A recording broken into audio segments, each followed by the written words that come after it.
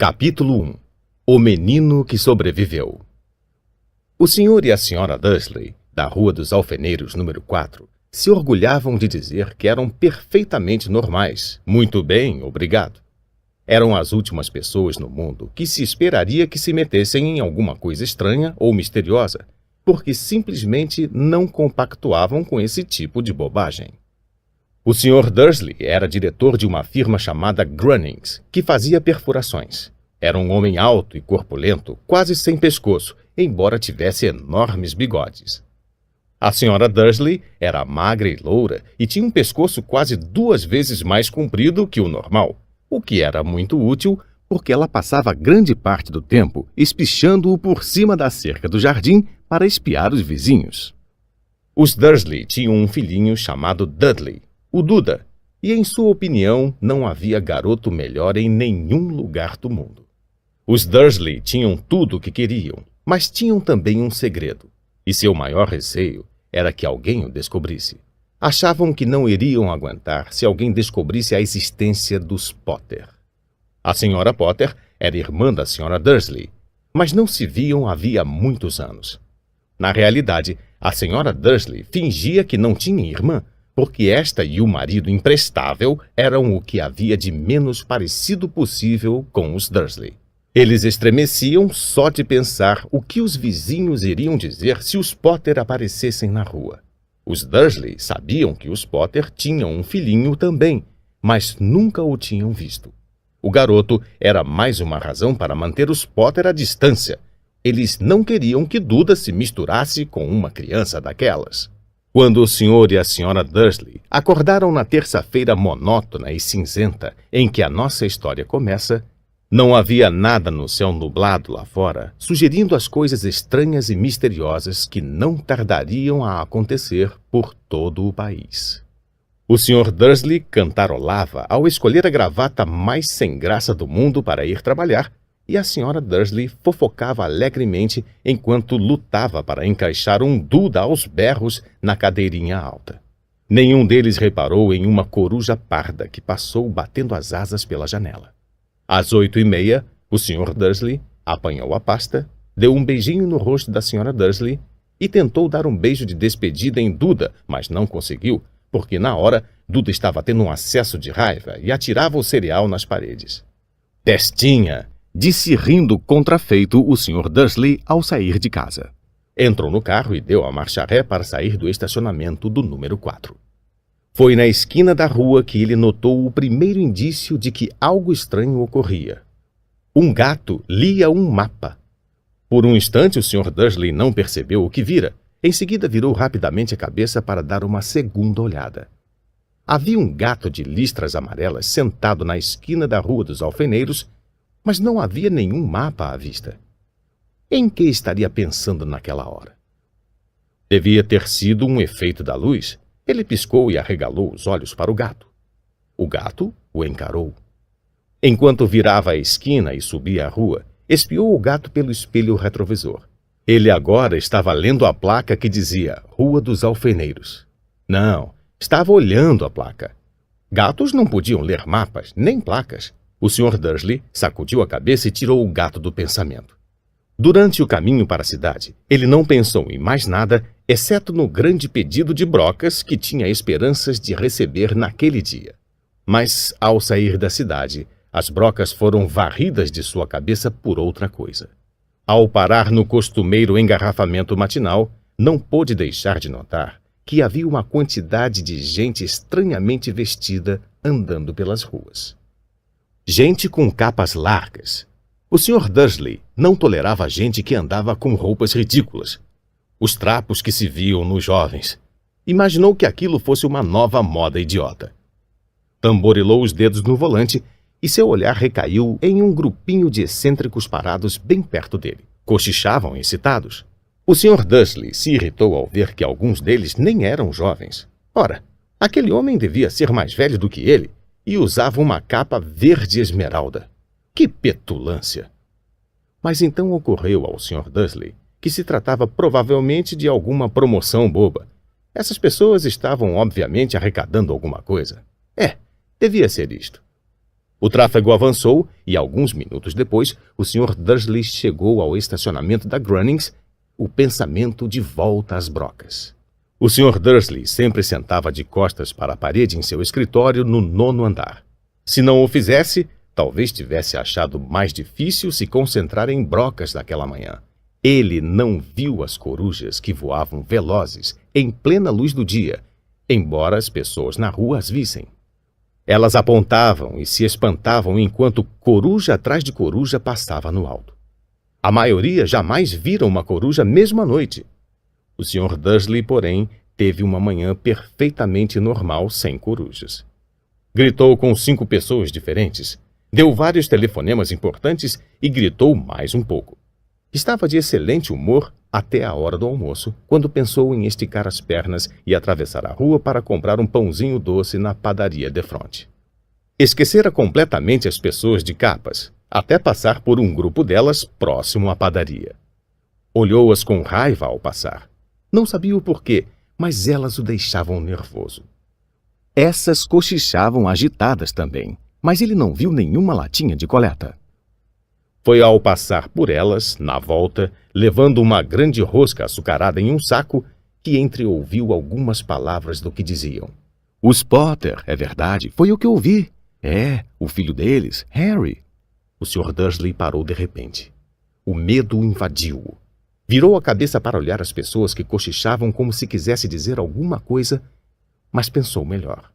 Atravessou a rua depressa, correu para o escritório, disse rispidamente à secretária que não o incomodasse, agarrou o telefone e quase terminara de discar o número de casa quando mudou de ideia.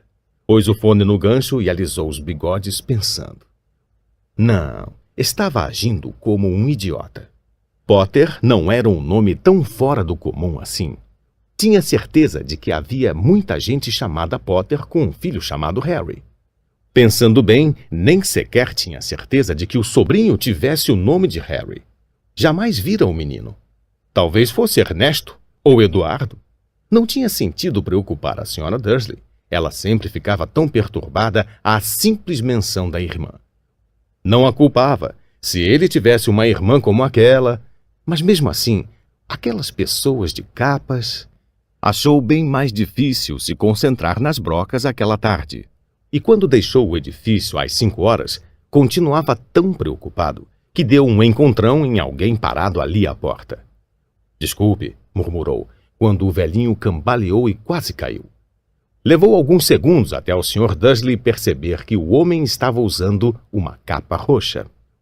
Não parecia nada aborrecido por ter sido quase jogado ao chão. Ao contrário, seu rosto se abriu em um largo sorriso e ele disse numa voz esganiçada que fez os passantes olharem. Não precisa pedir desculpas, caro senhor, porque nada poderia me aborrecer hoje. Alegre-se, porque o você sabe quem finalmente foi-se embora. Até trouxas como o senhor deviam estar comemorando um dia tão feliz. E o velho abraçou o Sr. Dursley pela cintura e se afastou. O Sr. Dursley ficou pregado no chão. Fora abraçado por um completo estranho. E também achava que fora chamado de trouxa, o que quer que isso quisesse dizer. Estava abalado. Correu para o carro e partiu para casa, esperando que estivesse imaginando coisas, o que nunca esperara que fizesse, porque não aprovava a imaginação. Quando entrou no estacionamento do número 4, a primeira coisa que viu, e isso não melhorou o seu estado de espírito, foi o gato listrado que notara aquela manhã. Agora, ele estava sentado no muro do jardim. Tinha certeza de que era o mesmo. As marcas em volta dos olhos eram as mesmas. Chispa! Disse o Sr. Dursley em voz alta. O gato não se mexeu. Apenas lançou-lhe um olhar severo. Será que isto era um comportamento normal para um gato? Pensou o Sr. Dursley. Continuava decidido a não comentar nada com a esposa. A Sra. Dursley tivera um dia normal e agradável. Contou-lhe durante o jantar os problemas da senhora do lado com a filha e ainda que Duda aprendera uma palavra nova, nunca. O Sr. Dursley tentou agir normalmente. Depois que Duda foi se deitar, ele chegou à sala em tempo de ouvir o último noticiário noturno. E, por último, os observadores de pássaros em toda parte registraram que as corujas do país se comportaram de forma muito estranha hoje. Embora elas normalmente caçem à noite e raramente apareçam à luz do dia, centenas desses pássaros foram vistos hoje voando em todas as direções desde o alvorecer. Os especialistas não sabem explicar por que as corujas de repente mudaram o seu padrão de sono.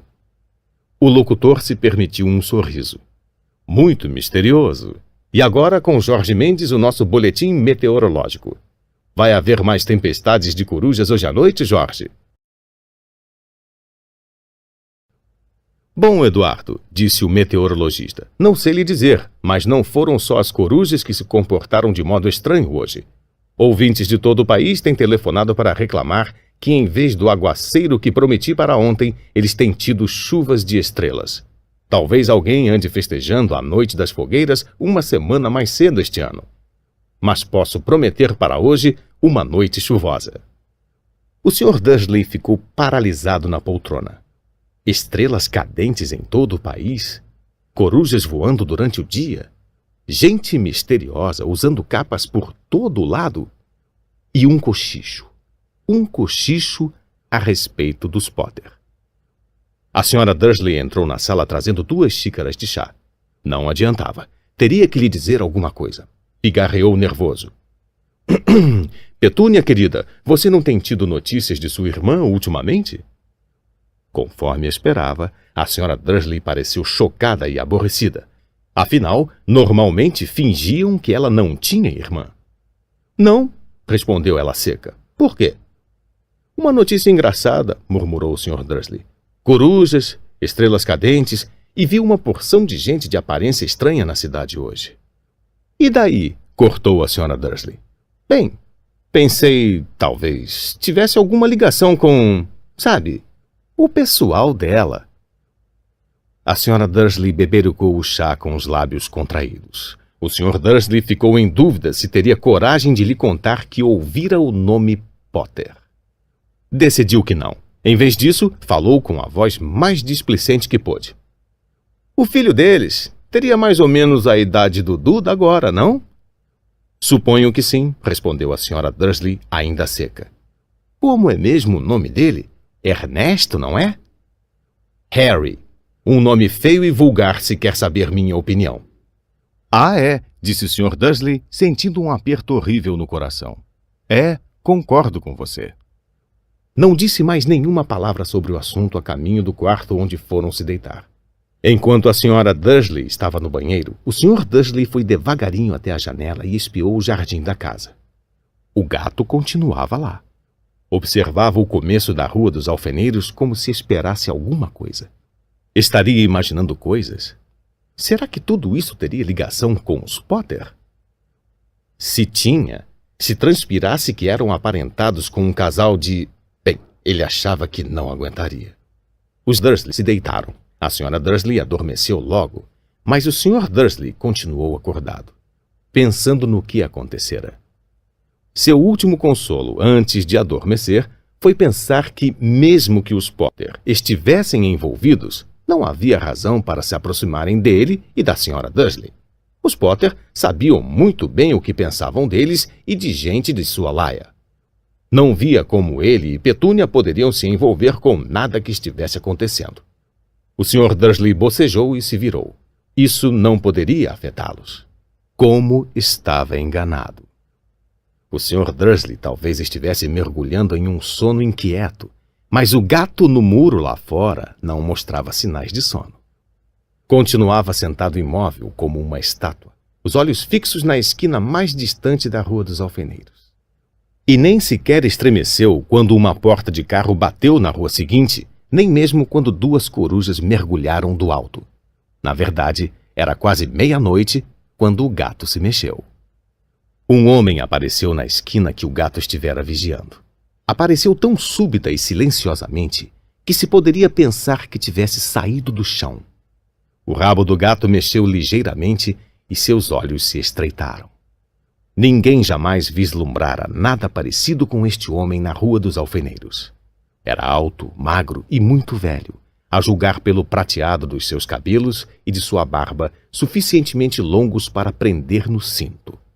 Usava vestes longas, uma capa púrpura que arrastava pelo chão e botas com saltos altos e fivelas. Seus olhos azuis eram claros, luminosos e cintilantes por trás dos óculos em meia-lua e o nariz muito comprido e torto, como se o tivesse quebrado pelo menos 2 vezes. O nome dele era Alvo Dumbledore. Alvo Dumbledore não parecia ter consciência de que acabara de pisar numa rua onde tudo, desde seu nome às suas botas, era mal visto. Estava ocupado apalpando a capa, procurando alguma coisa, mas parecia ter consciência de que estava sendo vigiado, porque ergueu a cabeça de repente para o gato, que continuava a fixá-lo da outra ponta da rua. Por algum motivo, a visão do gato pareceu diverti-lo. Deu uma risadinha e murmurou: "Eu devia ter imaginado." Encontrou o que procurava no bolso interior da capa. Parecia um isqueiro de prata. Abriu-o, ergueu-o no ar e o acendeu. O lampião de rua mais próximo apagou-se com um estalido seco. Ele o acendeu de novo. O lampião seguinte piscou e apagou. 12 vezes ele acionou o apagueiro, até que as únicas luzes acesas na rua toda eram 2 pontinhos minúsculos ao longe, os olhos do gato que o vigiava. Se alguém espiasse pela janela agora, até a senhora Dursley, de olhos de contas, não conseguiria ver nada que estava acontecendo na calçada. Dumbledore tornou a guardar o apagueiro na capa e saiu caminhando pela rua em direção ao número 4, onde se sentou no muro ao lado do gato. Não olhou para o bicho, mas passado algum tempo dirigiu-se a ele. "Imagine encontrar a senhora aqui, professora Minerva McGonagall." E virou-se para sorrir para o gato, mas este desaparecera. Ao invés dele, viu-se sorrindo para uma mulher de aspecto severo que usava óculos de lentes quadradas exatamente do formato das marcas que o gato tinha em volta dos olhos. Ela também usava uma capa esmeralda. Trazia os cabelos negros presos num coque apertado e parecia decididamente irritada. "Como soube que era eu?" perguntou. "Minha cara professora, nunca vi um gato se sentar tão duro." "O senhor estaria duro se tivesse passado o dia todo sentado em um muro de pedra," respondeu a professora Minerva. "O dia todo? Quando podia estar comemorando? Devo ter passado por mais de 10 festas e banquetes a caminho daqui." A professora fungou aborrecida.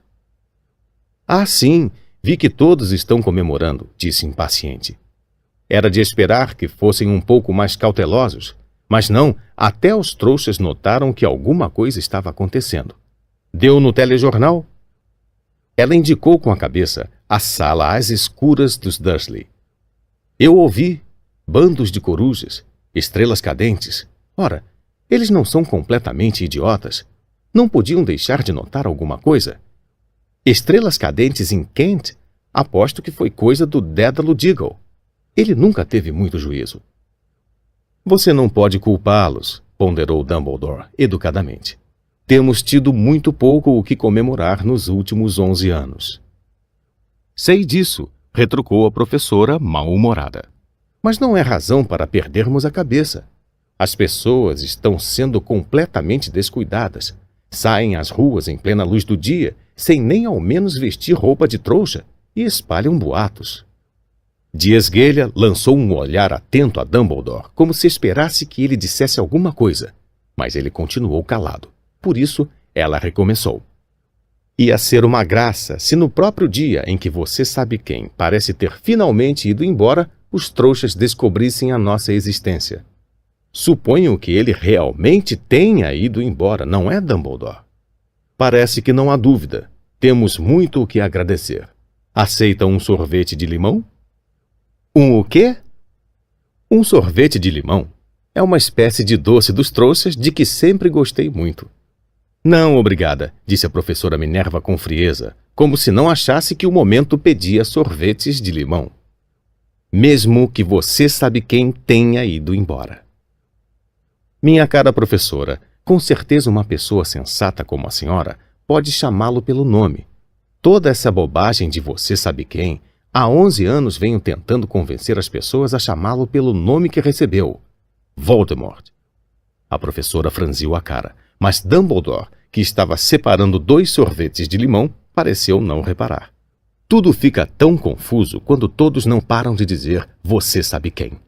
Nunca vi nenhuma razão para ter medo de dizer o nome de Voldemort. Sei que não vê, disse a professora parecendo meio exasperada, meio admirada. Mas você é diferente.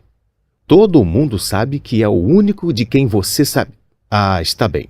De quem Voldemort tem medo. Isto é um elogio, disse Dumbledore calmamente. Voldemort tinha poderes que nunca tive.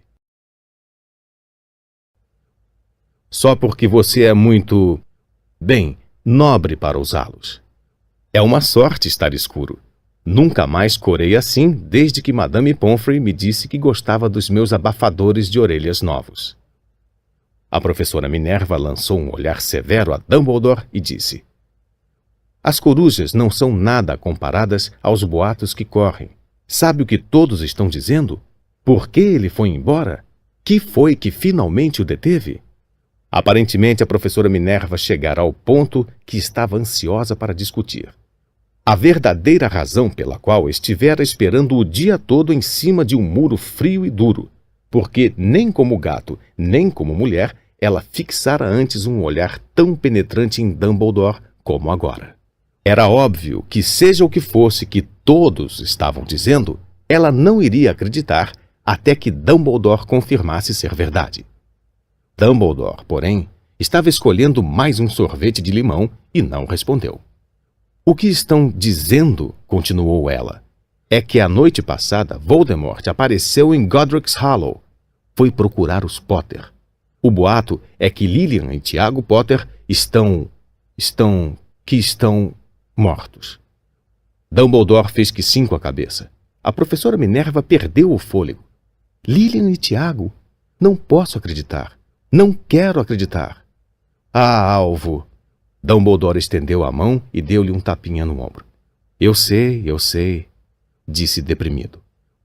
A voz da professora Minerva tremeu ao prosseguir. E não é só isso. Estão dizendo que ele tentou matar o filho dos Potter, Harry, mas não conseguiu. Não conseguiu matar o garotinho. Ninguém sabe o porquê, nem o como, mas estão dizendo que na hora que não pôde matar Harry Potter, por alguma razão, o poder de Voldemort desapareceu, e é por isso que ele foi embora. Dumbledore concordou com a cabeça. Sério? É verdade? Gaguejou a professora. Depois de tudo o que ele fez, todas as pessoas que matou, não conseguiu matar um garotinho? É simplesmente espantoso. De tudo que poderia detê-lo, mas, por Deus, como foi que Harry sobreviveu? Só podemos imaginar, disse Dumbledore. Talvez nunca cheguemos a saber. A professora Minerva pegou um lenço de renda e secou com delicadeza os olhos por baixo das lentes dos óculos. Dumbledore deu uma grande fungada ao mesmo tempo que tirava o relógio de ouro do bolso e o examinava. Era um relógio muito estranho. Tinha 12 ponteiros, mas nenhum número. Em vez deles, pequenos planetas giravam à volta. Mas devia fazer sentido para Dumbledore, porque ele o repôs no bolso e disse: Hagrid está atrasado. A propósito, foi ele que lhe disse que eu estaria aqui, suponho. Foi, e suponho que você não vá me dizer por que está aqui e não em outro lugar. Vim trazer Harry para o tio e a tia. Eles são a única família que lhe resta. Você não quer dizer... Você não pode estar se referindo às pessoas que moram aqui, exclamou a professora Minerva, pulando de pé e apontando para o número 4. Dumbledore, você não pode. Estive observando a família o dia todo. Você não poderia encontrar duas pessoas menos parecidas conosco. E tem um filho. Vi-o dando chutes na mãe até a rua, berrando porque queria balas. Harry Potter vir morar aqui? É o melhor lugar para ele, disse Dumbledore com firmeza. Os tios poderão lhe explicar tudo quando ele for mais velho. Escrevi-lhes uma carta.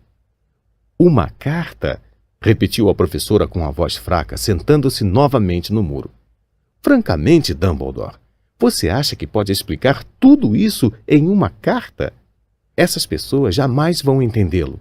Ele vai ser famoso, uma lenda.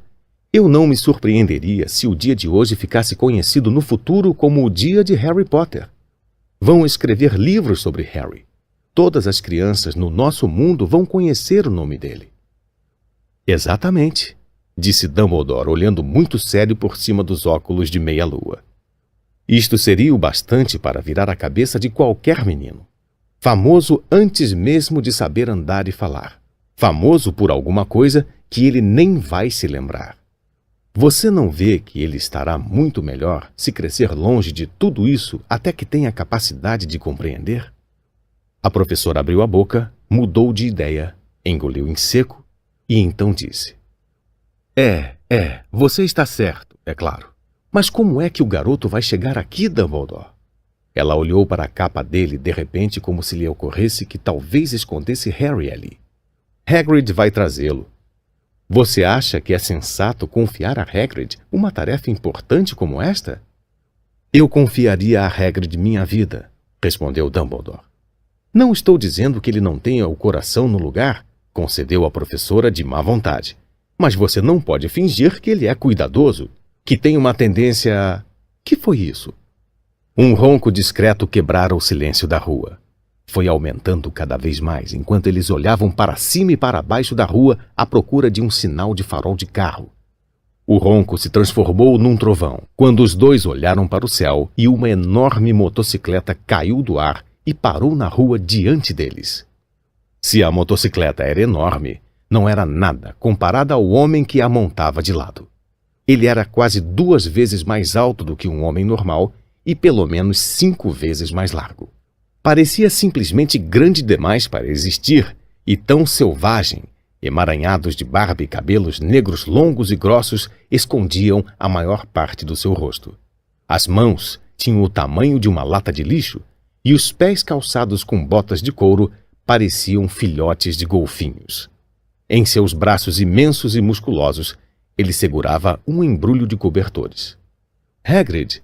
Exclamou Dumbledore, parecendo aliviado. Finalmente! E onde foi que arranjou a moto?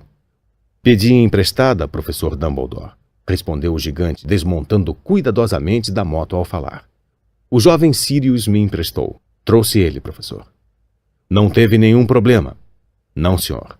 A casa ficou quase destruída, mas consegui tirá-lo inteiro antes que os trouxas invadissem o lugar. Ele dormiu quando estávamos sobrevoando Bristol. Dumbledore e a professora Minerva curvaram-se para o embrulho de cobertores. Dentro, apenas visível, havia um menino que dormia a sono solto. Sob uma mecha de cabelos muito negros caída sobre a testa, eles viram um corte curioso. Tinha a forma de um raio. Foi aí que... sussurrou a professora. Foi, confirmou Dumbledore. Ficará com a cicatriz para sempre.